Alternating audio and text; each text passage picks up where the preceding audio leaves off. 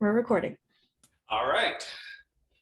Hello, everyone, and welcome to another Forge Fireside, our monthly series where we talk with founders and people who come from the entrepreneurial ecosystem.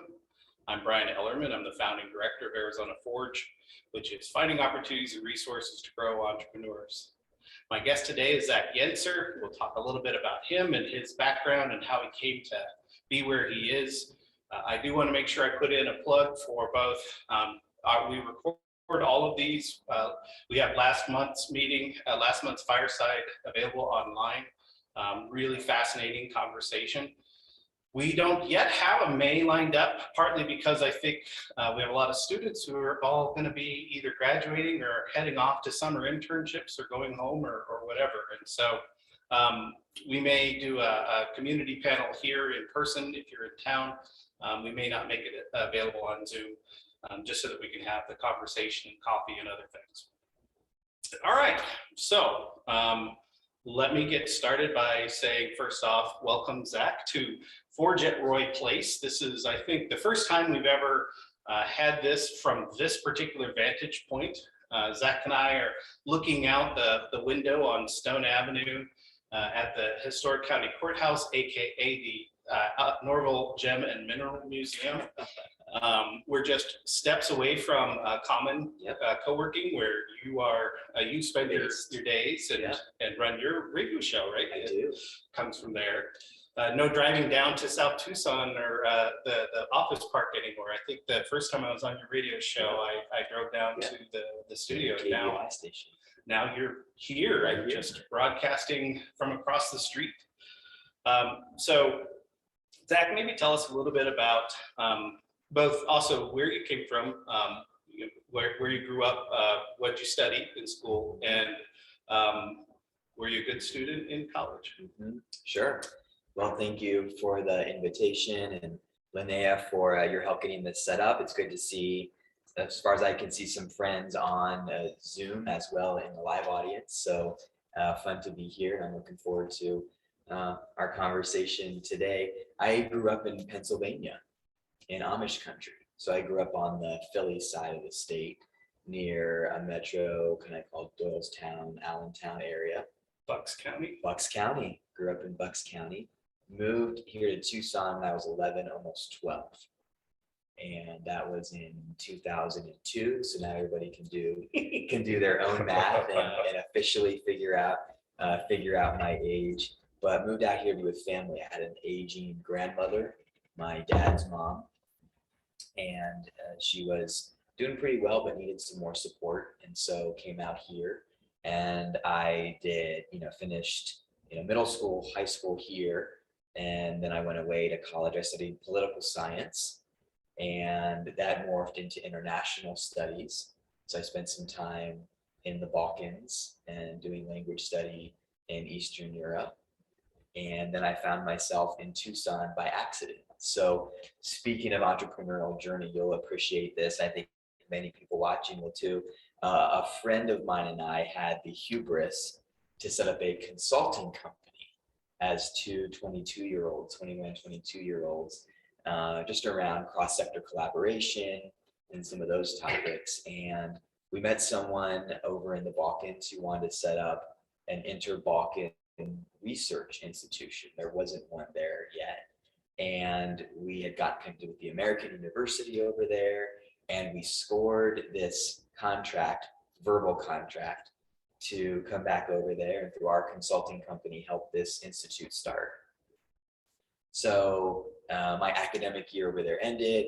My plan was to come back to Tucson for the summer, sign the MOU, fly back to the Balkans, and be there for the rest of the time. As a 22-year-old, that was a dream job.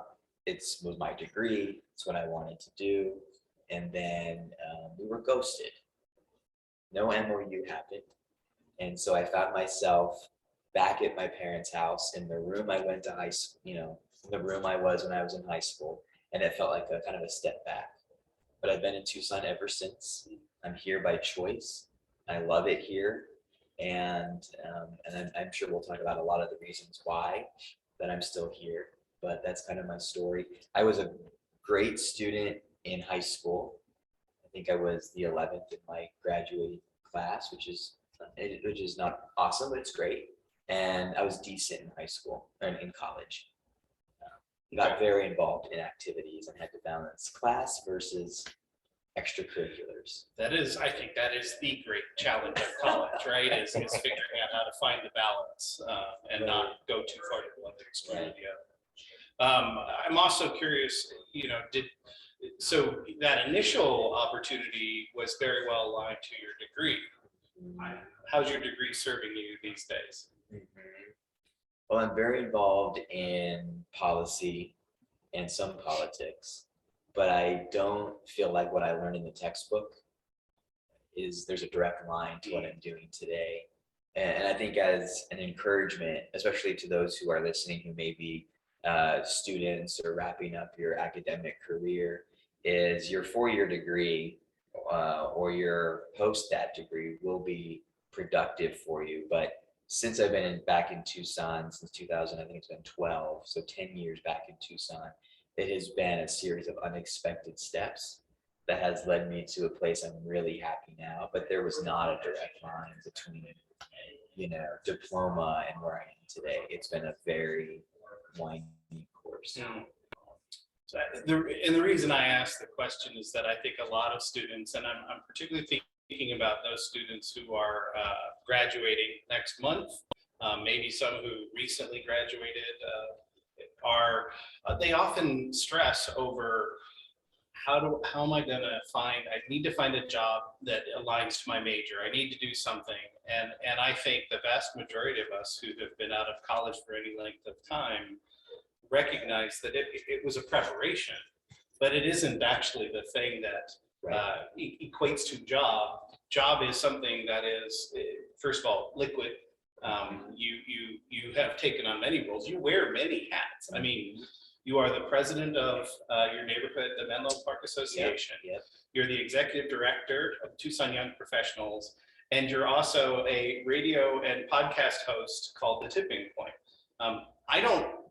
Other than the fact that those represent an element of civic engagement and ways in which to develop our community, there isn't a college degree you can go get that prepares you for any one of those things.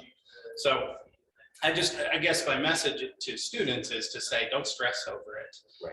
There are, the path is long and winding, and you will find many turns along the way. So let's move up to kind of when did you get engaged with Tucson Young Professionals? How large an organization was it when you arrived? And then we'll walk it up to where we are today. Sure. Well, I think the answer to your question is very aligned with the last question you asked and the last answer I gave. So I was involved in community, but I was actually managing a coffee company. I was part of 2 managers of the largest coffee company in Tucson, Savaya Coffee Market. We had, I think, 6 or 7 stores by the time I stepped into something different. And so I was involved in the community. I was involved in small to medium-sized business in Tucson. And TYP was looking to grow its board beyond just members of the organization. So this was summer of 2018. They reached out to me, went through the interview process, and jumped on the board in the summer of 2018. And a few months later, so this is all a volunteer-led organization, about 120 members, large at this point. So a decent size for sure, but not what it is today. We'll get to that in a second. And so I just sat down with the president at the time of the board, and I said, "Hey, you're involved in the community. Just want to let you know that I want to move into something that is more directly involved in community life. And if you can think of anything that's open right now, just let me know." It was a simple coffee. I was on the board at the time. He said, "Well, my vision is for TYP to grow into a staff organization. Let's take the next step. Let's go from startup to scale. We've been around since 2007. We've had some good impact, but let's take it to the next step. Would you want to figure out what that looks like?" So I stepped in as an interim part-time executive director. When was this? What year? This was February 2019. Okay. So just hit the 3-year mark, and that's how I got started. And this is, I think, where the startup aspect of this comes in. We had $10,000 in the bank. As a nonprofit organization that was volunteer driven, at that time, we just needed to make sure that everything balanced at the end of the year. But to bring on staff with $10,000 in the bank, I give credit all the time to our board at that time, because it was clearly, we're going to get Zach 3 months. And if he can go out and raise more dollars to expand the impact and expand his role, we'll keep doing this. 3 years and some change later, we're here today, over 800 members. And there will be an end to this wave. It's how it always works, but there's not an end in sight right now. I mean, the growth is just incredible. Bringing professionals 21 to 45 years of age across different sectors, across different industries together for connection, for professional growth, and for advocacy in the community. So that's the very startup story of my role in TYP. Well, and it sounds to me like, when we look at potential investments, investors often want to contemplate the team is really the most important thing. I mean, obviously there has to be a market, but the team, because inevitably there will be pivots along the way. You will never, go in a perfectly straight line as a startup from the thing you started out to do to delivering exactly that to your customers. And it sounds to me like you had the benefit of team in your startup story. You had both a board, and I know I've met a lot of other folks who've worked with you along the way. Many have been part of our programs or part of other startups. They all seem to embody this mindset around that the sum of the, what's the expression? The sum of the parts is greater than the whole. You know what I mean? In other words, individually we can do a lot of things, but collectively is where our real power and value is. And so you've grown to 800. In that, do you feel that, does that reflect that the demographics of Tucson have changed, or does it reflect that an increasing number of people in that age bracket have recognized an opportunity to network and the power of that network? Is it the latter, or is it the former? Is it a little of both? I think it's a little of both. One of the things that we do know is that we started looking at these numbers. I know I did back in 2014, of how many graduates from the University of Arizona are staying in Tucson. And off the top of my head, I think that number was something like 18%.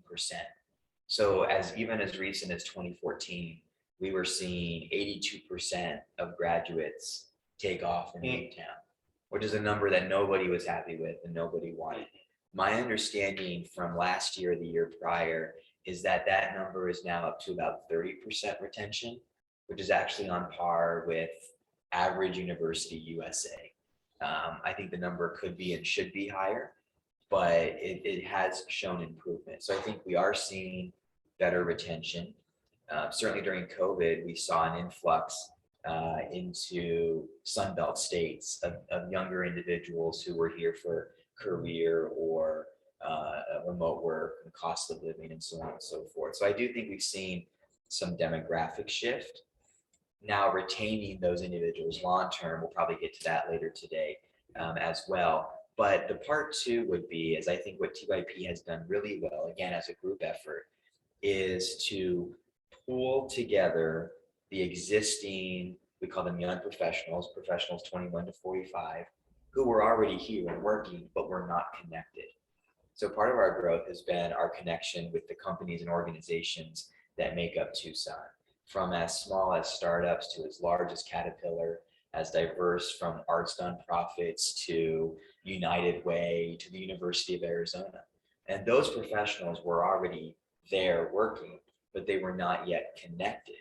And so we scaled the conversation from just Brian, be a part of TYP, to Brian, you lead an organization that has 5, 10, 15, 1,500 professionals in this age range. What would it look like for you to provide membership in TYP as a value add to your professional development efforts, to your retention efforts? And so there was a clear win-win-win that was developed, and that helped scale up the conversation. So yes, demographics, but I think more efficient gathering together of the critical mass that was really already here. It just wasn't connected together yet. Awesome. Well, and I appreciate that change in tack, because based on your own biography, I graduated college the year you were, or high school the year you were born. So I unfortunately You didn't have to admit that. I That was your didn't, but choice. that's my way of telling you that, yeah, I celebrated 50 in February, which means that, in fact, I'm too old for TYP. I'm not a good target, but I love that shift in recognizing that then I can help steer other people into the organization who themselves would benefit from that network. Can you talk briefly about, you mentioned to me that you have a partnership with CALS, and I think that that's a fantastic example of if we wait until the students have already graduated before we start trying to appeal to them to stick around, we've missed the boat. I mean, when we're working on internships, students typically, the highly demanded students have their internship lined up in October for the following summer, which means if they're getting a job and graduating, same story. So come May, next month, if they aren't already out the door, then we're waiting too long. Can you talk a little about what you and the College of Agriculture Life Sciences have worked out with you? Yes. The story behind this, and this is one of those stories that I will never forget. You hear a story, you hear something from somebody that just kind of imprints on you something. And this is one of those, and I'm not being hyperbolic or exaggerative or anything like that, that has just really stuck with me.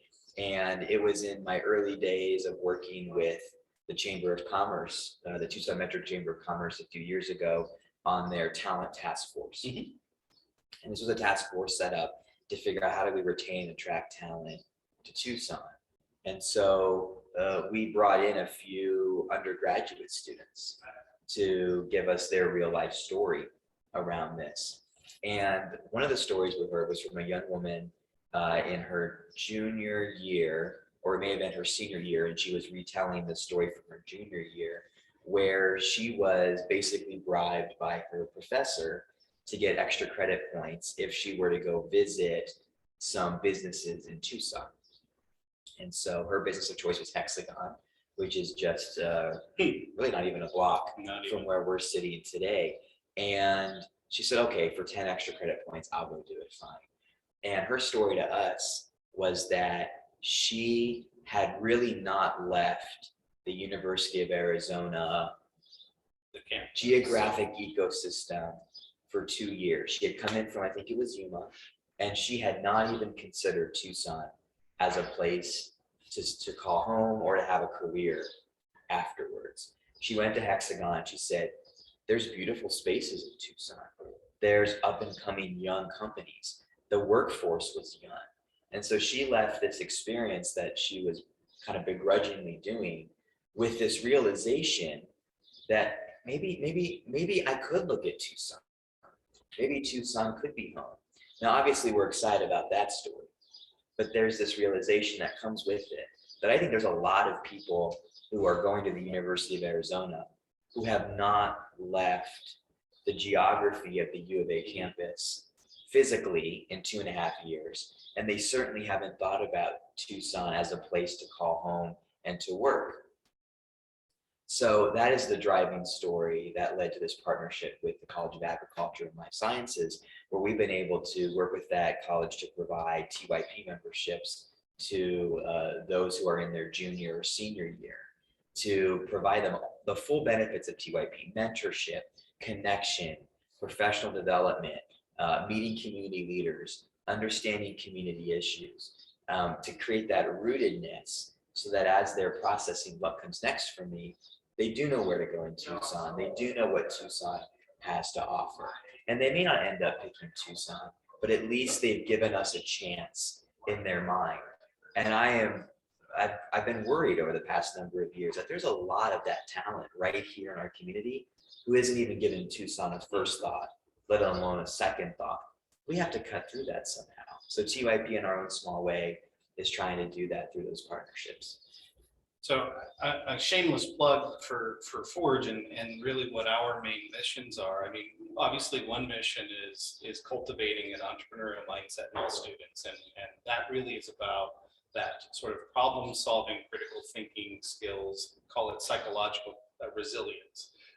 We want to instill that in every student, period. And you'll notice I'm not just saying U of A. I look at it as we can talk with the high schools, we can talk with community colleges, talk with the university students. The second is a parallel but equally important mission, which we call Forge Communities. And it says, how do we build the strongest ecosystem we can where the university operates? Because my thesis is we can do a phenomenal job of preparing students and getting them thinking entrepreneurially. But then if the community that they are graduating into doesn't reflect that newfound new perspective, well, they're guaranteed to leave and go somewhere else. So we need to be able to support both sides of the column equally.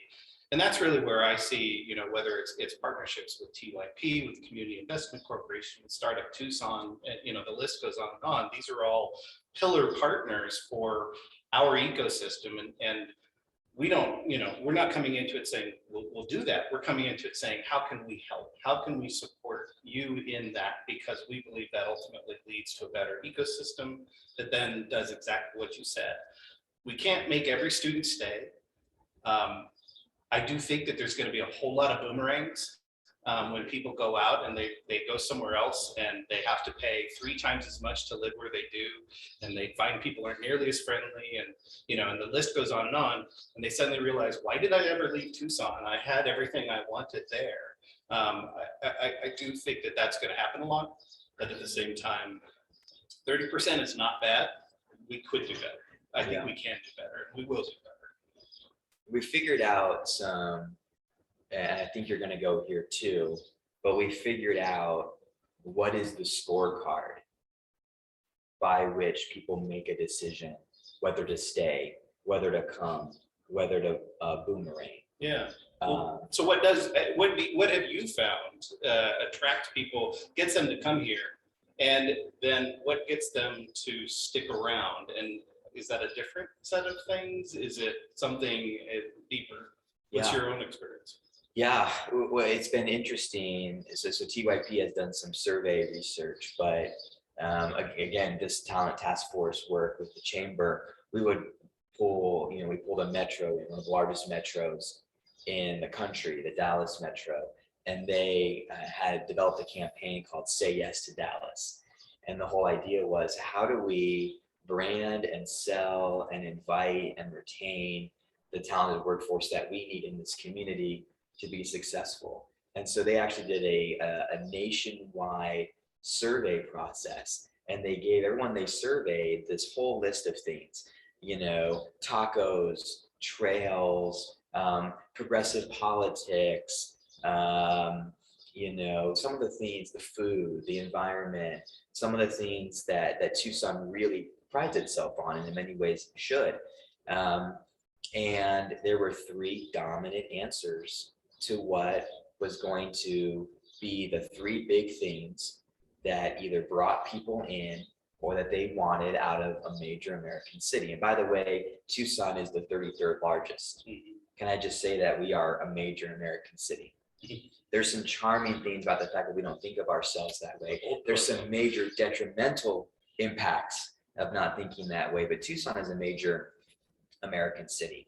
So I saw that research. The Manhattan Institute, which is a conservative think tank, did the same research with the same results. The New York Times a couple months ago did a analysis of why are people flocking to Texas, and it was the same results. And then we surveyed our TYP membership, and our sample size that came back had the same 3 results.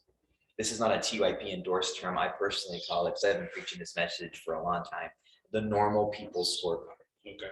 And no one has told me that's a bad name for it yet. And if someone does, I'll probably change it. By normal, I just mean, you know, I think there's a few of us who have the ability to be in the weeds on issues, on policy, or niched into our sector or industry. But most people, our neighbors, you know, are figuring out the 9-to-5 kids, family work, and have a very different lens on what makes a successful community than a lot of people who you know, maybe you and I also get to interact with.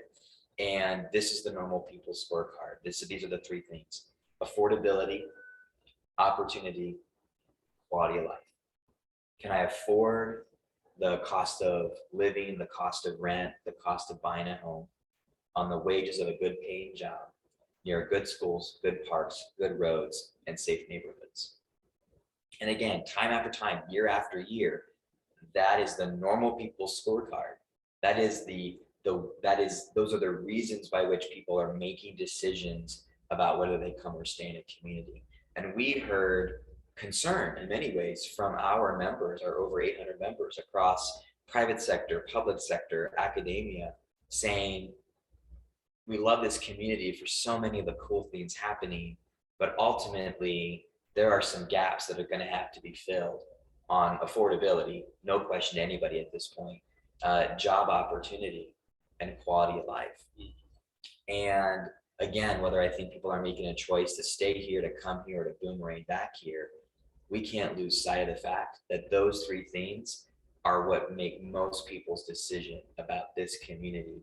And in many ways in Tucson, those are areas where we have major gaps growing. And I like to tell people, because I've presented this to people in real estate and economic development, and kind of the eyes glaze over a little bit. And there's this disappointment. And I go, you got to understand, nothing you care or do about entrepreneurially works unless you have talent. Talent drives all market decisions. And if you are not creating the secret sauce that retains or attracts talent, you ultimately have nothing. So it's important, you know. And I can see where that really creates this triangle. You know, it reminds me of the old project management triangle, right? You can compromise in different places, but something has to stay fixed. I mean, if you want to drive up real estate prices, which is absolutely what we're seeing right now. I mean, I live centrally and our home value has just gone through the roof.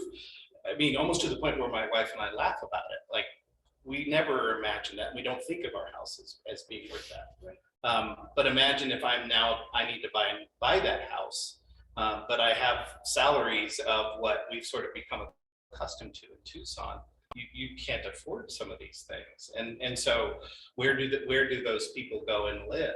And you know, do we have the right transit in place to be able to support them where they live?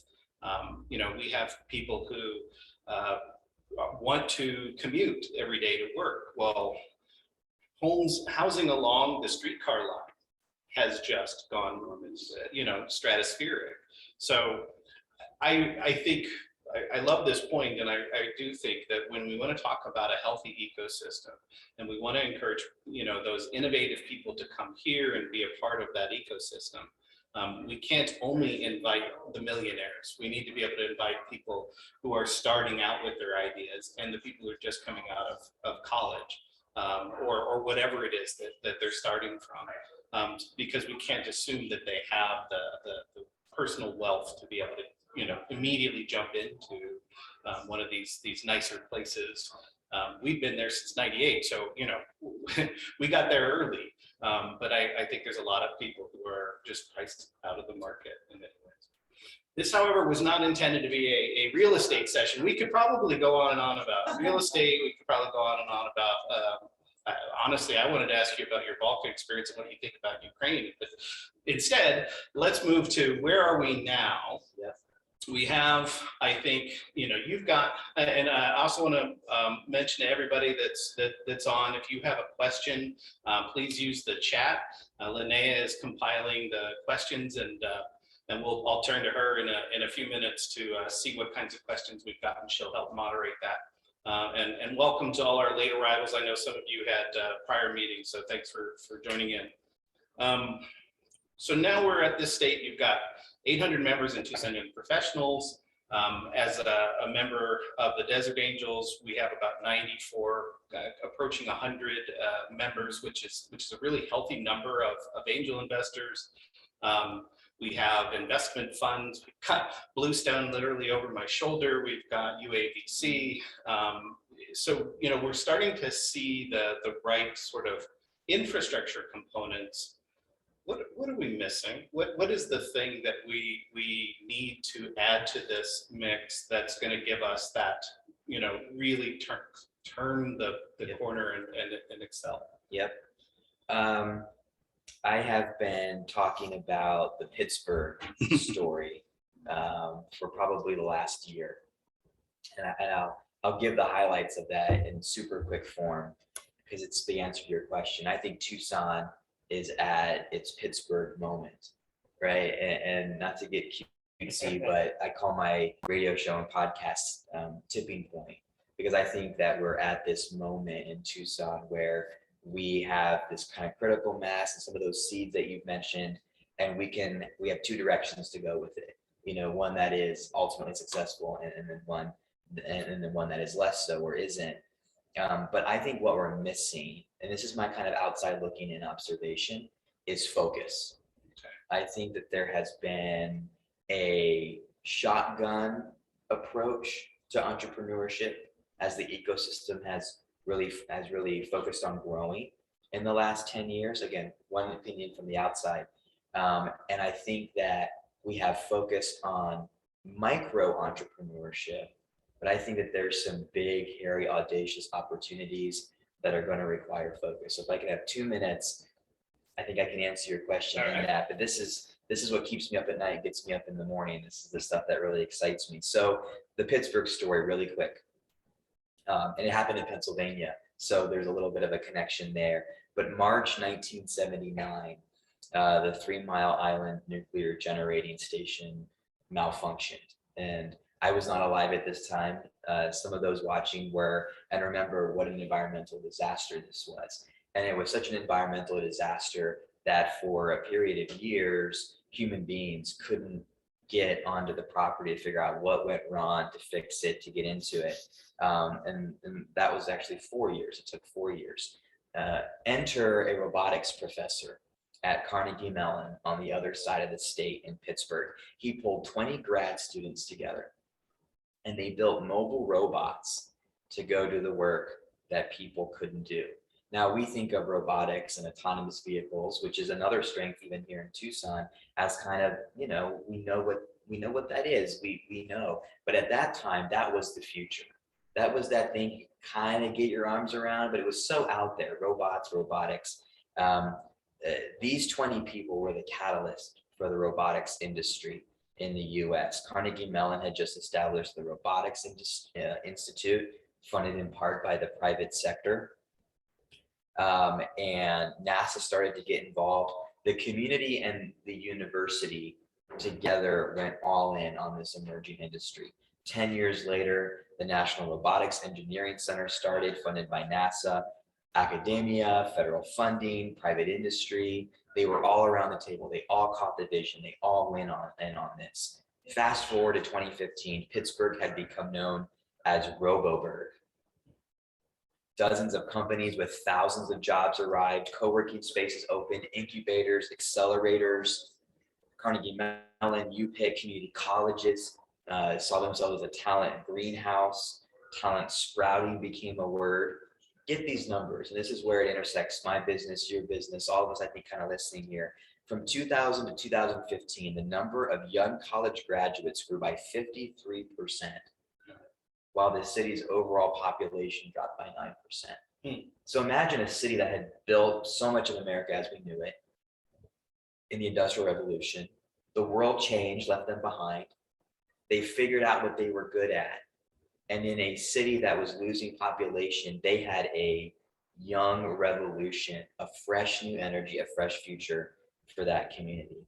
And I think that Tucson is at the point where we can have that story. And my last thing on this is I think we need to figure out what our focus is for this community. We need to figure out what is our one big thing. And I think the models around the country show that if we figure out what that is, we don't exclude other industries or other groups. We say, this is the thing that we're especially good at. And we leaned in 10 years, public sector, private sector, academia, our dollars went to it, our incubators went to it. We would develop whatever the Roboburg of Tucson is going to be that draws in a whole entrepreneurial ecosystem because those looking in at Tucson have confidence that this is a market. My last 30 seconds is I think where the answer to all that lies is in the new economy initiative. So the Board of Regents and the state legislature basically passed this new economy initiative that said, we're going to look at our 3 in-state universities. This is oversimplification, and say, what are y'all good at? And the University of Arizona, 3 things emerged: space and defense, mining, and health sciences. I'm on this kick, and no one's called me super crazy yet, but I'm on this kick that space exploration and space technologies is that one thing, if we want it to be, that Tucson can take a 10 to 15 year stretch and lean in hard on. We are so good at it and nobody knows. It is a latent opportunity. And I think if we really focused on that one thing, that's what's going to push our ecosystem over the edge long term. I think we've been playing a little small, a little micro, and a little shotgun. I think now is the time for focus, because we're at that tipping point. So that's my jam. I know there's a few listening who've heard that before, but I think that's the next step. So I want to open up for questions. Linnea, do we have anything that you'd like to read to us? We do have a few. First one actually from Alicia, so you were almost right there. Zach, what advice would you give to someone who is in Tucson but isn't sold? What things could someone do to love Tucson as much as you do? Oh man, this is going to sound like a plug for TYP, and I assure you it is not. Tucson is not a drop-in community. I think there's bigger communities where you can get a sense and a feel and kind of, figure it out pretty quick. In Tucson, you need to network and meet people and tap into things like TYP to explore, what does the built environment look like? Who are the people? What are the places? What is the opportunity? Meet people who know what this community is about. And I think, for example, TYP, we have monthly mixers. You're going to meet other people and create relationships. We have a mentorship program where you get to connect with some of the most involved, engaged business and community leaders. Again, this is not a sales pitch for TYP. There's many different venues through which this happens. But if one thinks that they can stay in Tucson, submit a resume here or there, drop in and leave, you're going to be disappointed with Tucson. Tucson's this weird place where I don't think there's this major good old boys network. I think the barriers to entry are lower than a lot of places, but you have to show up. You have to put the face time in. You have to connect. You have to get to know the relatively small network of people who are engaged and know Tucson and meet people. And that's why we do what we do at TYP, because that rootedness creates retention. You have to get below the surface in Tucson. And I didn't do that until I came back from college. And then once I did, I just fell in love with Tucson. And I think I'm clear-eyed about it too. I don't think I'm living in fantasy land. I feel pretty clear on what the opportunities and challenges are, but I'm here on purpose because I'm rooted in. I'm in relationship with people and places. I should also probably mention that a lot of the time when the guests that I have on Fireside, they tend to be startup founders who have sort of ridden their rocket ship to some exit, some other thing, and now they're looking at, how do I give back? Because I realized, that all of the help I had along the way. One of the things I really love about talking with Zach is that he always is thinking about that process the entire way. It's very conscious. It's not I'm going to go have my rocket ship and then I'll come back and figure out how to help. And I think, that would, in my opinion, be another answer to the question is, we have a lot of folks who are based right here who are very focused on figuring out how to help up the next generation, how to help up the next group of people. And that is not always true. And I have spent a lot of time traveling the world and seeing a lot of ecosystems. What do we have next, Linnea? All right, so we have a question from Jeremy where he asked, why should we isolate Tucson from Phoenix? Build off the large city, ride the boat wave. They are doing superb things up there and bringing semiconductor fabrication, auto manufacturing, and they have been able to keep their roads not in a failed state and get quiet zones made for their trains. A complementary approach. Was the first part of the question, why should we disconnect? Why should we isolate Tucson from Phoenix? We shouldn't. I don't advocate for that. I think the question is on point. I think that we have underutilized and underachieved the potential of the Sonoran corridor, of the Sun corridor. I want to check my data on this, but I think it's this Phoenix to Tucson to borderlands and partners in Mexico is one of the largest mega regions in the world. Right here. And I don't think we've done enough with that. I don't think that we've had the vision, the leadership, the intention to do more with that. And I think, Jeremy, you're exactly right. There's no reason that we should disconnect from that. I think we should see more partnership. I've wondered on the electric vehicles thing. We're not going to get the Lucids to come to Tucson. We're not going to get what's happening in Casa Grande happening here. And I wish we would. There's more open space there. It's easier to sell the land. But what we are is a logistics hub. I don't know about you, but I haven't heard a lot about, hey, how does Tucson become a logistics hub between where the EV materials get manufactured in Mexico and Casa Grande?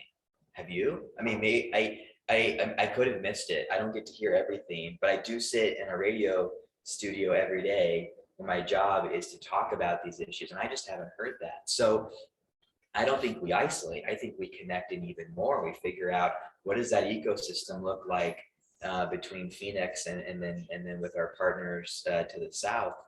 And to your point about infrastructure in Phoenix and the opportunity there, they're doing something there that I think we could figure out. But I also think the state needs to get better at making sure that it's not just the great state of Maricopa that sees growth, that the rest of the state gets to benefit from what we're seeing in the Phoenix area. Yeah.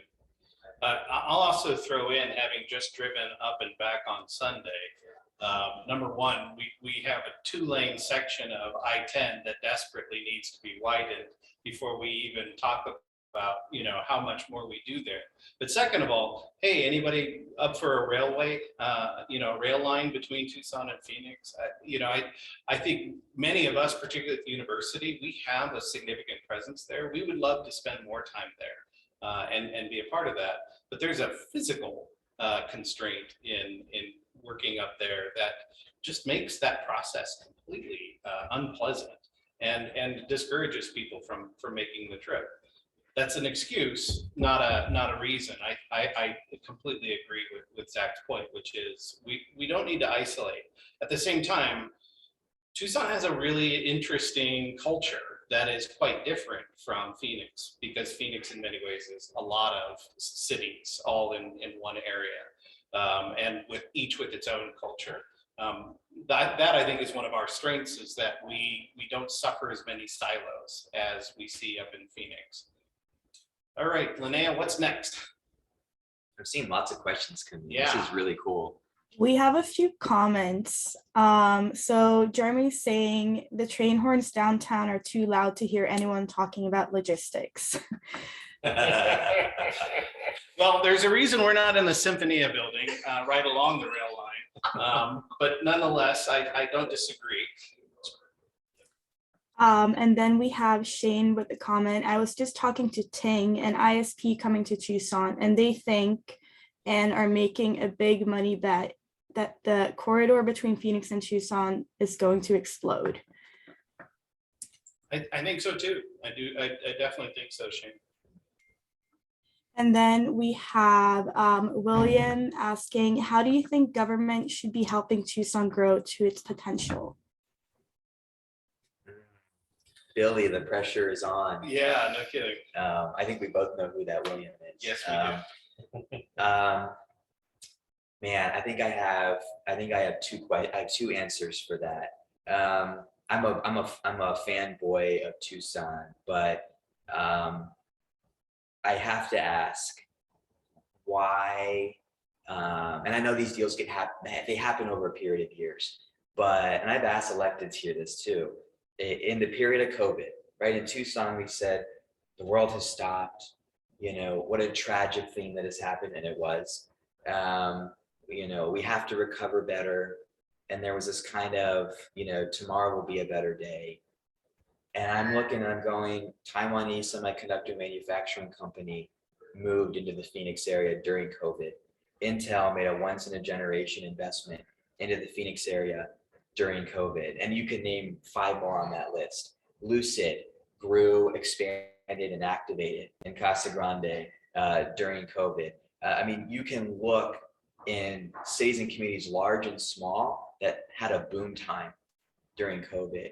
And my question has been, I don't have a good answer to it, and I haven't heard a good answer to it, is why did not much really happen in Tucson? We had some things here and there happen, but when does Tucson get its next big win? And I think, Billy, I'm going to ignore the kind of low-hanging fruit, and that is, I think our regulatory environment could be easier. I think our permitting could be easier. City of Tucson's Planning Development Services Department, just to give you a picture, is about a third the size of El Paso and Albuquerque. So if you think that is going to be helpful to making things happen faster, it just isn't, right? And I like good fiscally smart budgets. I'm not a bloat guy, but you can't make things happen when you're the 33rd largest city and your development services department is a third the size of El Paso and Albuquerque. So that's low hanging fruit, but that's not interesting stuff. I think what government could do is to be a better ambassador and to be out on the front of talking about what the future of this community is going to be. I don't see government and electeds and staff really setting the narrative around what the potential of our region could be. I don't think the public sector, private sector, and academia are pulling on the same rope in the same direction, singing the same tune. And I actually, Billy, I said this on the radio the other day, I think in Tucson, it is going to be a public sector elected that leads and says, space is our thing, or ag tech is our thing, or whatever it is, and is that cheerleader that gets people to look at our community and look at what we do. And I just don't think we have that vision and energy yet. So that's my interesting answer, I think, to your question is you look at what's happening in Pittsburgh. Their electeds are brand ambassadors of the community. I'm not sure we know what we're good at yet, let alone know how to communicate it out front. I think you and I agree that we need a pivotal person to help drive it. I think we disagree in terms of where that person should originate. Well, let me follow up on that. This is a 30-second story. This was actually viral across the country, and this is to Billy's question. It was when the young mayor of Miami, you guys remember this? Yeah. There was some tech guy out in Silicon Valley. I don't even think he had this big of a platform. And he said, hey, he tweeted, he said, hey, what if we moved Silicon Valley to Miami? And the mayor retweeted it and said 4 magic words. I think it's 4 magic words we don't say often enough in this region. How can I help? And if you look at most innovative environments around the country, around the world, Research Triangle, Silicon Valley, Israel, the public sector had a how can I help mentality. They de-risked the market with heavy investment at first, so the public sector could be encouraged to jump in. And then smart public sectors know when to get out of the way. Mm-hmm. But it often starts with the public sector and academia setting vision, asking how can I help, de-risking the market so that the private sector has their incentive that they need to jump in. And so that how can I help, those 4 words, we have to say that more. And I think those are some pieces we haven't totally pulled together yet in the region. Yeah, no, it's a great example. I think, I wait to see exactly, it was Keith Rebois who had tweeted it, and, and he's moved. And so have a lot of other folks, and they just had a major tech week there in Miami as a result. So, it's a great example of where, government can play the part of helping clear the field and remove some of the landmines and obstacles I think academia can serve as a convener and a subject matter expert, and then you need the private sector to really be the resource and driver, because it's where the rubber meets the road in terms of validating that there's a real market, that there's a real problem to be solved. Government can never answer that question. Academia struggles to try to answer that question, and industry is really good at it, but they're constrained by the other pieces of that puzzle. I'm a big believer in P3s, public-private partnerships, and sitting in the studio every day, I find that a lot of my private sector friends want the private sector to drive it all. Yeah. And government in Tucson wants to drive it all too on the public side, and both are wrong. It's gonna have to be a partnership. I'm not convinced yet the private and the public sector know how to do really good partnerships yet. I've watched over the last 2 years, a lot of messes happen that I just didn't think were necessary. Yeah. Hot take. So I think, you brought up space, and I definitely think that is an area, again, not to keep harping on Billy's question, but I think we have a unique opportunity because of the capabilities that we have here from an academic point of view, from a business point of view. You throw in all of what we do in optics and all of the connections that tie in there. I mean, it is a beautiful, we have all the ingredients. We really need it isn't even the chef, it's the person to put it on the menu and say, this is the dish that we're going to be known for, and that's going to be our signature for our restaurant. And we just kind of need that piece of it to be worked out. The window's closing. I mean, these, I think one of the charming things about Tucson is that in so many ways we do make time stand still, and it's a slower pace here, but it's not the pace that most people work at. And we are losing our window to become, I call it the space city of the Southwest. Take this 20-year run of being a top research institution, got the most research time with new telescopes. We are tops, but that window is closing because space tourism, space exploration, space technologies is becoming a competitive industry that even our brothers and sisters to the north are rapidly taking advantage of and embedding culturally there in a way that we aren't. So we just throw that out there is we need to have a level of urgency on this and other topics that we just don't have. It doesn't mean we have to become Chicago or Phoenix in our pace. We gotta move faster than we are. I'll throw one other quickie in to you, Billy, which is I think there have been all kinds of obstacles, barriers erected in terms of entrepreneurs coming from other countries and who come to the university, study here, and then we send them out because of the way that our visa program is structured. And that startup visa for international students and international entrepreneurs is something that it's really in the hands of the lawmakers in DC to address. And we struggle as a university entity just with summer internships and being able to place international students in anything. So if we're going to be a space town, we have to figure out how to address the security and international, that angle, because some of the most brilliant students are coming here from all over the world, and we can't give them the very jobs that we want to try to trumpet. So that's my last answer. One quickie, Linnea? We don't have any more questions. They're mostly just comments. And we have 5 minutes to the end. Or these guys have no idea what they're talking about. Oh, no, I can read. So William responded, side note, the federal government has provided billions of dollars for research and space missions over the past decade, all going to the University of Arizona. Yes, for sure. And not to look the other way in terms of, I think the federal funding and what supports our research, I think has been phenomenal. And the university is a major partner with NASA and with a number of other science-related entities that help us on the space front. My point was really just around the student side of this, which we still struggle with. And 20 seconds, I was talking to, by the way, if you didn't hear the conversation with Stephen Fleming on my show, Tipping Point with Zach Yentzer, one of my favorite that I've ever done. And I've said that many times on social media. But I think one thing that Steven said is that the industry beyond Tucson is now evolving past just NASA funding. That's where the competitiveness begins, is that now that the private industry and private sector is, again, it's been de-risked, folks are getting involved.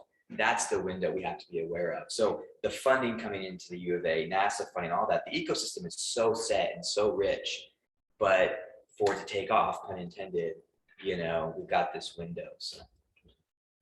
All right, well, I want to say thank you, number one, to you, Zach, for your time here today and meeting with me on Forge Fireside. Thank you to everybody for your comments and questions, and I look forward to reading them when we get the recording, which we will post online and send out as part of our newsletter probably next week.